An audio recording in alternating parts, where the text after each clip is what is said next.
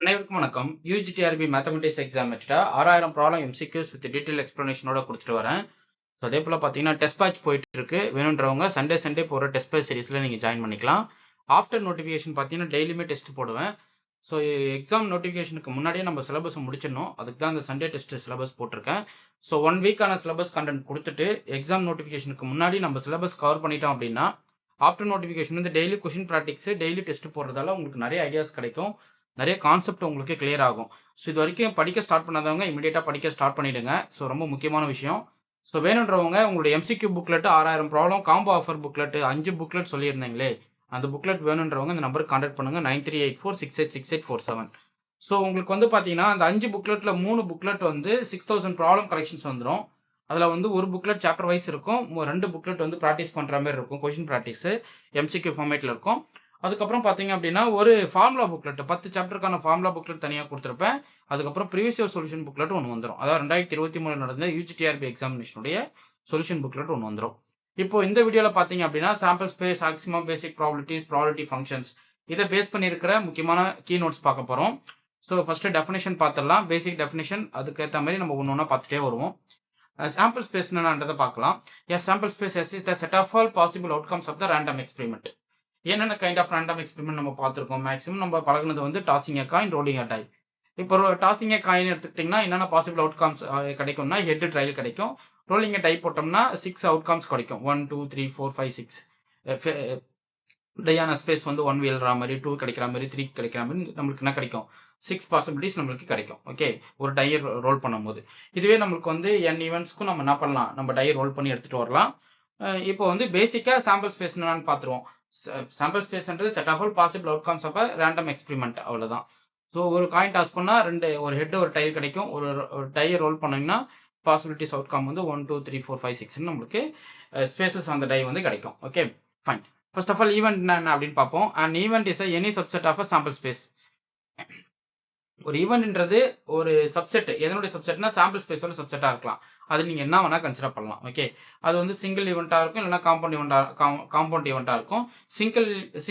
Simple event means single outcomes கிடைக்கும். Compound event means multiple outcomes கிடைக்கும். Okay, suppose வந்து ஒரு 3 டை ரோலிங், சப்போஸ் வந்து ஒரு டை இருக்கு, அதை வந்து ஒரு n டைம்ஸ்க்கு த்ரோ பண்ணுறோம் அப்படின்னா அதனுடைய பாசிபிலிட்டிஸ் நம்மளுக்கு எவ்வளோன்னு தெரியும். அதாவது இப்போ ஃபார் எக்ஸாம்பிள் 2 டைம்ஸ் ரோல் பண்ணுறோம் அப்படின்னா 36 அவுட்கம்ஸ் கிடைக்கும். 3 டைம்ஸ் ரோல் பண்ணோம் அப்படின்னா 2 4 3 அப்படின்ற மாதிரி நம்ம நிறையா பார்த்துருப்போம் இல்லைங்களா. ஸோ இப்போ காயின் டாஸ் பண்ணிட்டீங்கன்னா 2 4 n அவுட்கம்ஸ் கிடைக்கும். n டைம்ஸ்க்கு நீங்கள் 2 காயின்ஸை டாஸ் பண்ணும்போது 2 4 n அவுட்கம்ஸ் கிடைக்கும். அதே போல் வந்து ஒரு டையை வந்து உங்களுக்கு 2 டைம்ஸ் ரோல் பண்ணிங்கன்னா 6 ஸ்கொயர் அவுட்கம்ஸு. அதே போல் 3 டைம்ஸ் 6 கியூப் அவுட்கம்ஸ். அது போல் வந்து நிறைய நம்ம பாசிபிலிட்டிஸ் அவுட்கம்ஸ் நம்ம பார்த்துருப்போம். ஓகே, ஸோ இது எல்லாமே வந்து பேசிக்ஸ் தான். இது வந்து நீங்கள் ஒரு சில விஷயம்லாம் நம்ம பேசிக் 10th நிறைய படிச்சிருப்போம். ஸோ இது எல்லாத்துக்கும் நம்மளுக்கு தெரிஞ்ச கான்செப்ட் தான். ஸோ ஒரு சிம்பிள் ஈவெண்ட்னா நடத்தினா அவுட்கம்ஸ் வந்து சிங்கிள் அவுட்கம்ஸாக வரும், காம்பவுண்ட் ஈவெண்ட்னா மல்டிபிள் அவுட்கம்ஸாக வரும். அதை நீங்கள் தெரிஞ்சுக்கணும். Okay, fine. இப்போ இது சிங்கிள் டைக்கு ரோல் பண்ணும்போது சப்போஸ் உங்களுக்கு வந்து இப்போ 2 டை ரோல் பண்ணுறோன்னா 6 ஸ்கொயர் பாசிபிலிட்டிஸ் அப்படின்னா 36 அவுட்கம்ஸ் நம்மளுக்கு கிடைக்கும். அதே போல் காயின் வந்து 2 காயின்ஸ் ஒரு காயினை ஒரு டைமுக்கு ரோல் பண்ணும்போது 2 அவுட்கம்ஸ் கிடைக்கும். அதே 2 டைம்ஸ்க்கு நம்ம டாஸ் பண்ணும்போது உங்களுக்கு 2 ஸ்கொயர்னா அப்போ 4 அவுட்கம்ஸ் கிடைக்கும். ஸோ இது போல் நிறைய பாசிபிலிட்டிஸ் வந்து இதில் வந்து நமக்கு சாம்பிள் ஸ்பேஸில் நம்ம பார்த்துட்டே வரலாம். Okay, fine. அடுத்து மேக்ஸிமம் ப்ராபபிலிட்டிஸ் பார்ப்போம். The probability function please satisfy the important condition பார்த்தீங்கன்னா நான் நெகட்டிவிட்டி.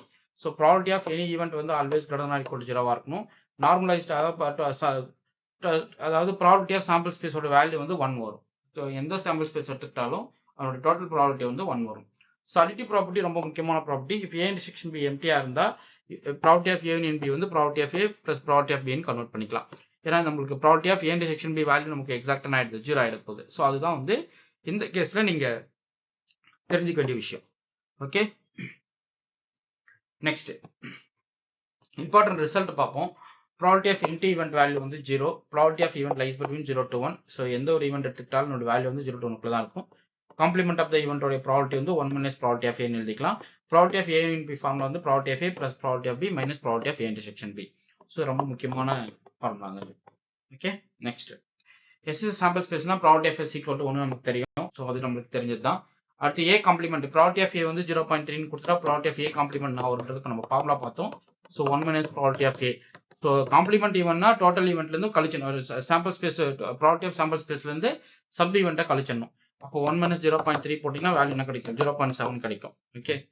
ஸோ இதில் பாருங்க எல்லாம் குட்டி குட்டி ரிசல்ட்ஸ் உங்களுக்கு அழகாக கிடைக்கும். A intersection B எம்டியாக இருந்தால் property of A union B equal to property of A plus property of B minus property of A intersection B. A intersection B எம்டின்றதெல்லாம் ப்ராபர்ட்டி வேல்யூ 0 ஆகிடும். ஸோ இதுக்கு பார்த்தீங்கன்னா option 2 correct. Which one is not a probability ஈவெண்ட்னு சொல்லி கேட்குறாங்க. நெகட்டிவ்ல வராது. So probability value வந்து நெகட்டிவ்ல வராது. ஸோ இதுவுமே நீங்கள் வந்து நாட் பாசிபிள் ப்ராபபிலிட்டி ஈவெண்ட்னு கேட்டால் நீங்கள் வந்து -0.5 நீங்கள் டிக் அடிக்கணும். சப்போஸ் ப்ராபர்ட்டி ஆஃப் A வந்து 0.5, ப்ராபர்ட்டி ஆஃப் B 0.4 கொடுத்துட்டு property of A intersection B 0.2 கொடுத்துட்டா property of A union B என்ன வரும்ன்றதை நீங்கள் கண்டுபிடிக்கலாம். அதுக்கு இந்த பேசிக் ஃபார்முலா நீங்கள் போட்டுக்க வேண்டியதான். ஓகே. ஸோ நெக்ஸ்ட் வந்து இம்பார்ட்டன்ட் கான்செப்ட் பார்ப்போம். Property is a measure function. ஆக்சுவலாக இது வந்து சாம்பிள் ஸ்பேஸ்லேருந்து க்ளோஸ் டு 0.1 மேப் கொடுக்கும். ஏன்னா இது வந்து இதோட ரேஞ்ச் செட்டை எங்கே விழுது? 0 to 1 தான். ஸோ எல்லாமே சப்செட்டாக இருக்கும். எஃப்ல இருக்கிற எல்லா கலெக்ஷனுமே சாம்பிள் ஸ்பேஸோட சப்செட்டாக இருக்கும். அது எல்லாமே ஒரு ஈவெண்ட். ஓகே. அந்த மேப்பிங் வந்து எங்கேருந்து போகுதுன்னா Pலேருந்து உங்களுடைய சிக்மா அல்ஜிப்ரா, இது பேர் வந்து சிக்மா அல்ஜிப்ரான்னு டினோட் பண்ணுவோம். From sigma algebra to close to 0.1.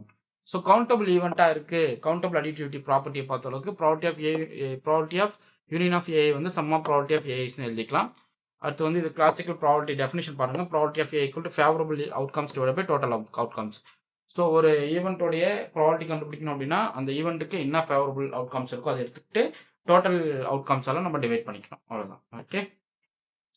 So இது வந்து ரொம்ப முக்கியமான கொஸ்டினுங்க.